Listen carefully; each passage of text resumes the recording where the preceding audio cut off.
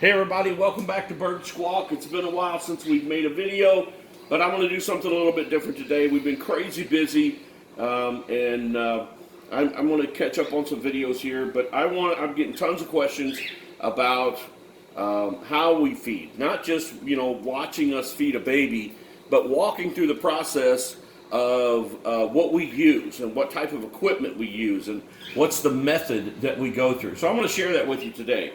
So the first thing we want to do is talk about syringes and what we use to hand feed baby cockatiels or baby grays or macaws or whatever birds may be. But anyway, we have different types of syringes that we use, and I've tried all of them. I've tried all different kinds. I've tried little ones. I've tried medium ones. We have larger ones that we use on, of course, larger macaws and things like that. And I've tried different tips. This is a metal tip that I never would use. So if you guys get these in a kit, never use these because that's going to damage your bird and hurt it. And that brings up another point with these that you guys have seen me use. I like these on babies. Like a few days old, from just born to a few days old. I like these longer ones. I don't insert this all the way into their mouths, their beaks. But when a bird gets a little bit, say 2 weeks old, maybe even 3 weeks old, in my opinion, this goes too far into them, and it seems like it has a possibility of damaging them and hurting them because the bird is going up and down and it just gets deeper and deeper, and that concerns me. So my favorite syringe to use is this right here. This is what we use. This is the brand. Of course, we buy them in bulk. We use a lot of them, and we use them over, but we just go through a lot of them. So I want to show you what we got here. This is what they'll look like. So when we open one up, this is what we get. It comes with a little cap. We never use that. We can throw that away. But this is what it looks like. Now it has just a small tip on it instead of the longer one. Now this, when I'm feeding baby day-old cockatiels, is a little bit tough. It can be done, and certainly we've done it, hundreds and hundreds of times. I like this a little bit better on the baby cockatiels and the baby birds because I feel like I have control over small amounts of food instead of trying to bombard them or really squirting a lot of food into them. So when this comes new, it's fairly easy to come in and out like this. And so when you're barely feeding that baby and you just need a little bit of pressure, it's fine. But after a couple of uses on any of these, what happens is, and I've got an old one here I want to show you, they dry out. Okay? And we still use these, okay, but as you can see, when we put this in here, it doesn't even want to go in. So what we use is a spray oil, just a food grade spray oil, and I'm going to go ahead and do this so I can show you. And we take just a little bit and we just spray that, okay? And we just put some of that oil on there, okay? It's a cooking spray is what it is. All right, and then we put this in like this. Now, you see how easy that went in? And now watch. That just kind of goes real easy. It comes back out real easy. And now we have more control over it, okay? So that's a little trick that we've used for years, and we just use a spray on those, and it keeps it running smooth. The last thing you want is to be feeding a small, now this one needs to be done. It's kind of stiff. And so the last thing you want to be doing is feeding a small baby, and it kind of jerk like this because you're going to be squirting a lot of food. You want that food to come out really slow, even. You want to be able to control that. We have much smaller ones. I seldom ever use these unless I have a really maybe sick bird that I'm going to give medicine to or something like that. We'll get into that in other videos, but that's the only thing that would be used for. We talked about the spraying those, the type of syringes that we've used here. By the way, these are 10 ml. I tend to know what my babies how many ml that they need at what date. This is something I get asked a lot, and it's a hard question to answer because every bird is going to be a little bit different.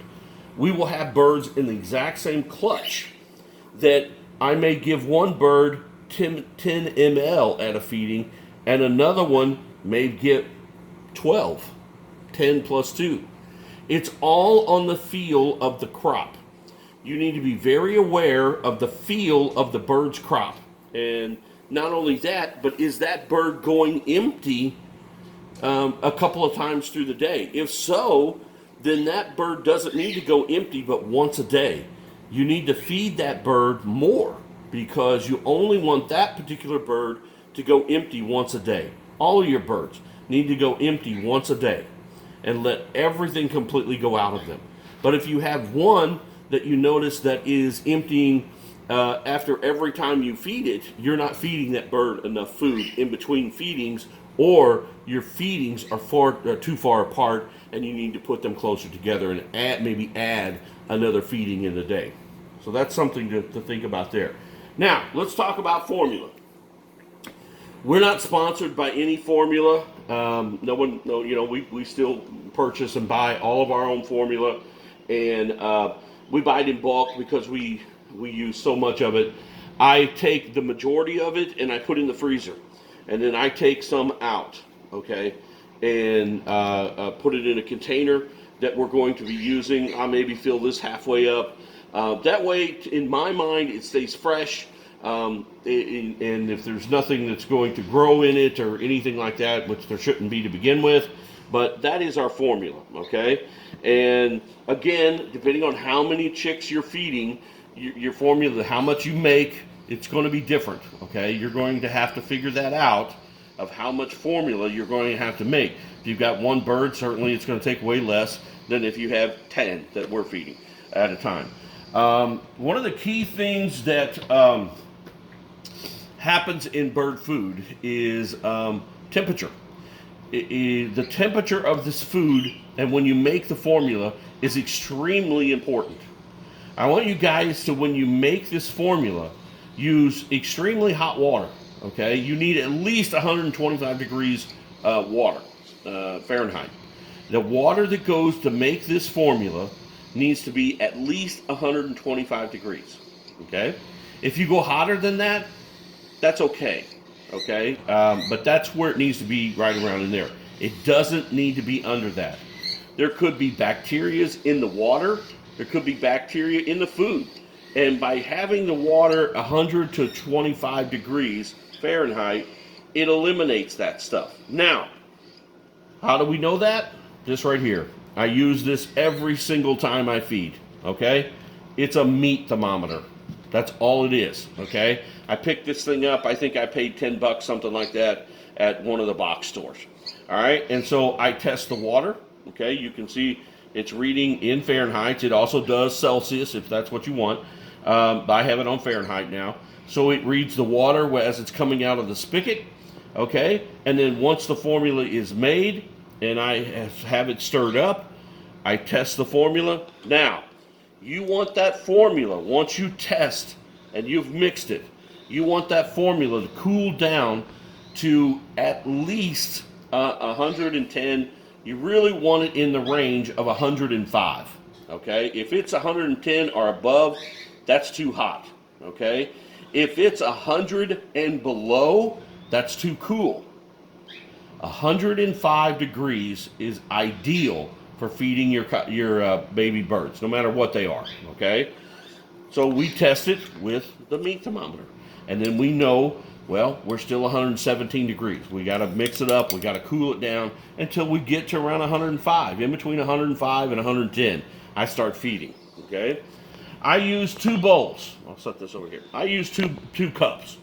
I take this cup, because we have so many to feed, the food starts to cool down, okay? If you have 1 bird, 2 birds, maybe it will stay hot enough and stay in that 105 range.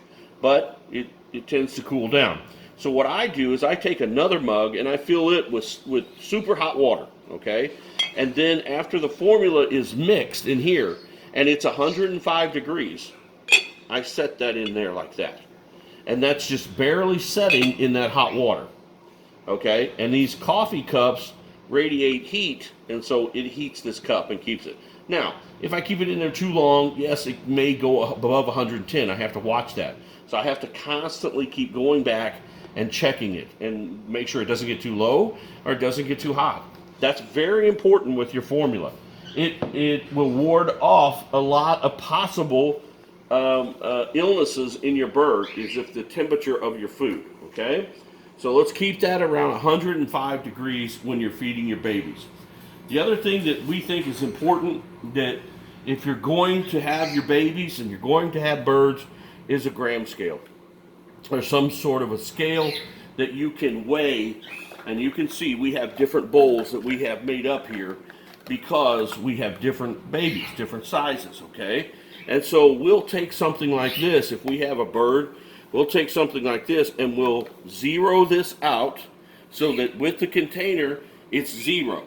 Then we put the bird into it, okay? And we register what weight that bird is.